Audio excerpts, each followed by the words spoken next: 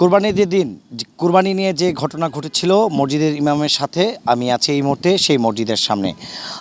মূলত আসলে হচ্ছে যে এই যে ইমামের নিয়ে যে ঘটনা সভাপতির সাথে সভাপতি সাহেব বলেছিলেন যে কোরবানির ঈদের দিন সমাজের গরু ছাড়া অন্য কোনো গরু যেন জবাই করা না হয়, কিন্তু ইমাম অন্য একটা বাড়িতে গিয়েছিল গরু জবাই করার জন্য।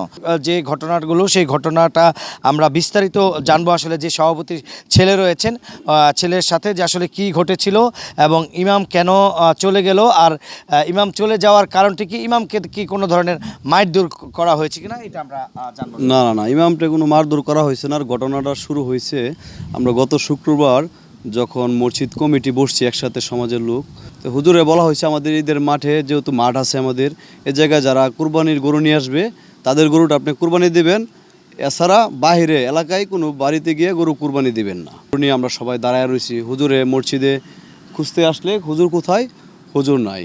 তো হুজুর কোথায় গেছে, যে বাড়িতে কুরবানি দিতে গেছে। তো ওনারকে আমরা আগেই বলছি যে বাড়িতে কুরবানি দেবে না, সেই ভুলটাই করছে। আর সেই ভুলটা করার কারণে আমার আব্বা যিনি সভাপতি উনি একটু ওনাকে বলছে, একটু ধমক দিয়েই বলছে উচ্চ সুরে যে আপনি কেন গেলেন, আপনারা বলা হয়েছে না, মসজিদ কমিটির সবাই থেকে বলা হয়েছে না। তো উনি বললো যে আপনার সমস্যা কি, উনি একটু আঙুল দেখায়া বলছে আপনার সমস্যা কি।